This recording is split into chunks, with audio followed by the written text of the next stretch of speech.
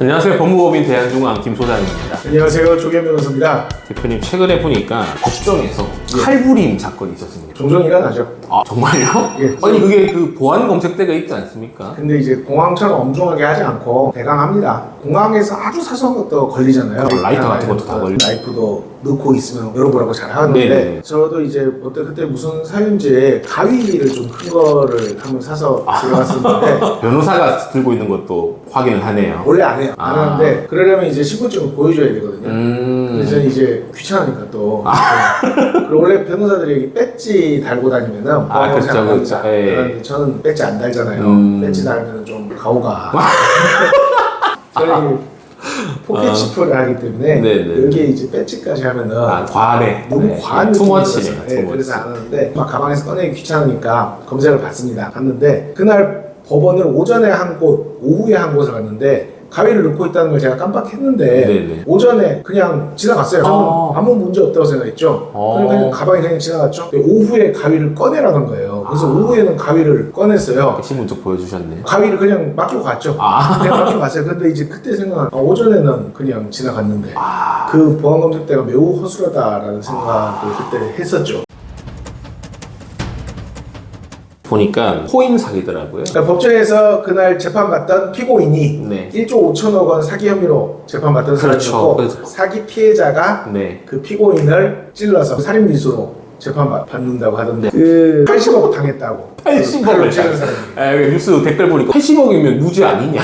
근데 제가 그래서 그것도 찾아보니까 그 1조 몇천억 원 사기로 재판받던 피고인 있지 않습니까? 네네. 피고인이 칼에 찔려서 그런지 보석으로 풀려났더라고요. 일단 풀려났어요. 아니, 또 이런 우스갯소리로 이런 말 많이 하잖아요. 우리나라가 참 사기치기 좋은 나라다. 근데 그것도 잘 생각해 보셔야 돼요. 채무불이행이랑 사기는 또 투자 실패도 명백히 다른데 만약에 정말 사기 혐의가 많이 짙으면은 보석도 안 될 거로 생각합니다. 투자 실패는 당연히 죄가 안 되고 채무불이행도 민사로 그냥 돈을 받아야 되는 것이고 사기만 이제 유죄인데요. 1조 5천억이나 되는 너무 게. 심하게 다쳐서 그런 건 아닐까요? 그래서 저도 둘 중 하나죠. 이 사람이 보석으로 풀려난 거는 실제로는 사기가 아니라 그 네. 피해자라고 주장하는 사람들이 단순 투자 실패자인데 피해자라고 주장을 하거나 그게 아니면 목에 찔려서 보석으로 풀려나지 않았나 하는 생각도 하죠. 근데 어쨌든 제가 볼 때는 그 찌르고 자기도 죽으려고 하지 않았을까 하는 생각이 금액이 80억이니까. 8억도 아니고 아니 8천만 원. 저는 사실 1천만 원 정도 지금 사기를 당한 게 있습니다. 코인으로.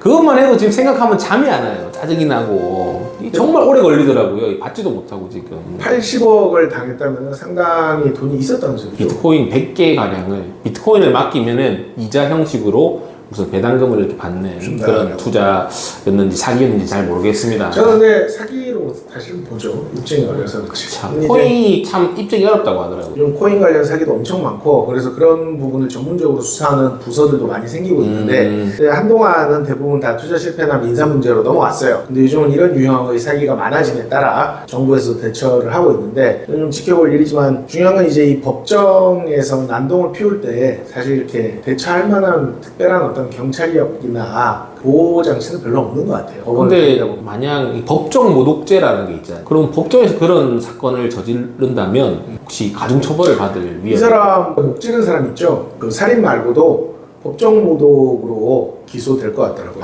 추가로. 그러면 죄명이 좀 늘죠. 늘겠네요, 어쨌든. 형량도 늘죠. 죽이려고 했으니까 뭐 상당히 어차피 높을 텐데 법정 모독만으로 기소는 사실 잘 안 돼요. 그 판사를 이렇게 막 모독하고 판사랑 싸우면은 통상은 법정 모독 같은 걸로 기소를 잘 안 하고 구치소에 일시적으로 수감하는 감시 처분을 내립니다. 이건 이제 형사 유죄 판결은 아닌데 경찰서 유치장에 잠깐 들어갔다 나오기도 할 수 있어요. 제가 아는 변호사 한 명이 판사랑 싸우다가 아니, 변호사가 유치장에 3일 동안 같이 있었던 일을 되게 잘하시는 변호사인데 변호사님 판사님한테 대들고 의뢰인한테 어필하려고 오버했던 거죠. 근데 변호사가 유치장 가면 의뢰인한테 어필을 하려다가 오히려 실패한 거죠. 역풍만. 원래 법원에서의 흉기난동 같은 게 항상 예상되어 있는 일이기 때문에 형사법정은 이런 흉기난동도 잘 일어나고 피고인이 도주할 우려도 있기 때문에 기본적으로 울타리가 있어요. 근데 민사법정은 그런 울타리가 없습니다. 근데 웃긴 게 코인은 나중에 민사로 넘어갈 확률도 높잖아요. 그래서 이게 이제 사실은 법원 보안 검색 굉장히 허술하다고 저는 생각 많이 하고요. 안 해요 그냥. 그리고 또 보안 검색하는 직원들이 법원 법원 공무원이 아니라 대부분 사회복무요원이 잘 통제가 잘 안 되는 것 같아요. 이번에 보니까 뭐 조금 더 그거를 보완을 강화해야 된다. 뭐 말들이 많더라고요. 근데 어려울 것 같아요. 결국 인력 문제인데요. 지금도 인력이 없어서 사회복무요원들이 하는데 법원 경위들을 그러면 추가로 그쪽에 배치를 해야 된다는 건데 다 돈 아닙니까? 그렇죠. 하여튼 뭐 저도 변호사지만 재판하다 보면은 판사도 때리고 싶은 아니요, 저는 괜찮아요. 판사들 중에서도 매너 좋은 판사들도 있지만 몇몇 판사들은 굉장히 고압적이에요. 굉장히 고압적이고 그러면 의뢰인들이랑 피고인이랑 싸우잖아요. 제가 판사랑 싸우지 말라고 그렇게 얘기를 하고 와도 제가 옆에 있는데도 듣다 보면 이제 열받으니까 판사가 하도 엉뚱한 소리 하면 판사한테 막 소리를 지르고 그러는데 의뢰인들이요. 그러면 이제 재판이 불리하니까 어차피 이 재판의 결정 판사가 내리니까 억울하면 이제 항소해야 되는 거지. 법원에서 판사랑 싸우고 그러면 안 돼요. 여러분 법원에서 판사님과 싸우면 안 됩니다. 어쨌든 저희 변호사님은 칼 맞은 적은 없답니다. 저는 뭐 항상 평화주의자입니다. 네, 그럼에도 알겠습니다. 불구하고 공판검사들은 또 성의가 없어요. 수사를 하는 검사가 아니라 네. 법원에 나와서 그 공판만 담당하다 보니까 공판검사들은 별로 그렇게 거친 말도 잘 안 하고 기분 나쁜 소리도 잘 안 해요. 근데 판사들 중에서 막말도 하고 물론 변호사가 있는 경우에는 막말 잘 안 해요. 근데 이제 변호사가 없이 피고인 그냥? 혼자 있거나 그러면 막말도 잘 하고 그런 판사들도 있고 판사에 대한 평정도 변호사들이 판사 평정하거든요. 근데 그게 특별한 법적인 의미가 있는 건 아니고 판사들한테 일종의 그 경고나 권고 형식으로 변협에서 평가를 해요. 어떤 판사는 싸가지 없고 어떤 판사는 어떻다 이걸 보내는데 실효적인 어떤 의미가 있을 정도로 판사도 통제를 해야 된다고 해요. 무례한 사람들이 많아요. 법정까지 가는 사건이라면 변호사가 꼭 대동해서 가야 그렇죠. 판사가 막 꼭 주고 얼마나 법을